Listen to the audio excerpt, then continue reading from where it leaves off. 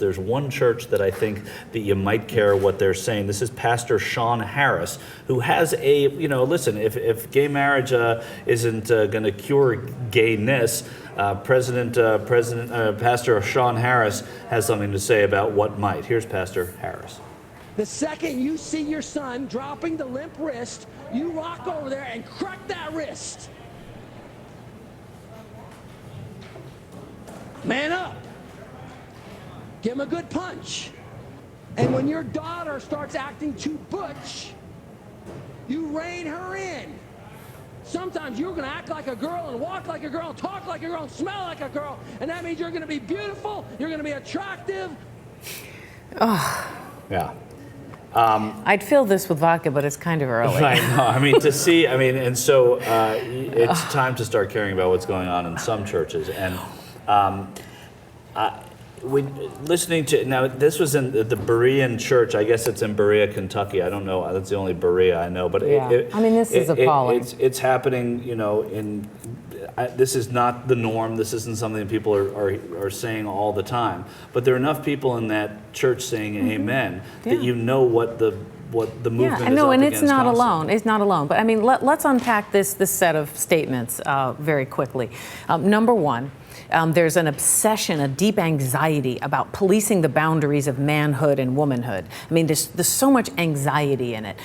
That's very important because this is a case also about what is normal heterosexuality. He's policing queerness and actually advocating a very aggressive, if not violent, response to it, but he's also policing heterosexuality. So this is very much about what kind of human being you have to be loved, to be accepted, to be treated and seen in the eyes of God, and it's a disturbing distortion of Christian principles. Clearly all about the wrist. This is clip 11, Pastor Harris talking about not apologizing or not apologizing. I apologize to anyone I have unintentionally offended. I did not say anything to intentionally offend anyone in the LGBT community, end quote. But then he went on to say this, quote, I do not apologize for the manner in which the Word of God articulates sexual immortality, including homosexuality.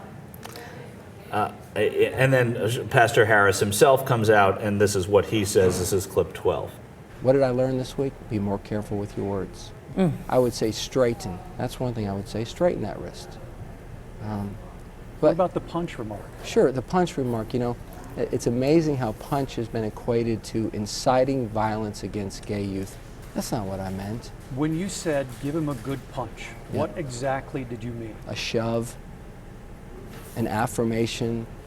You see coaches give their players a good punch, a good slug. It's a way of affirming the gender distinctions between a male and a female. Oh my goodness, we don't have enough time. But first, let me just start with the end. So you're going to give your queer acting son an affirmative punch? Right. I thought you just finished telling us. Because coaches do it. Because that's what you do at home. You treat your children like a coach would treat them. It's this idea that it's an affirmative punch to something that you're clearly trying to train them out of and manipulate them out of. And just the hostility, this kind of aggressive, negative model of love.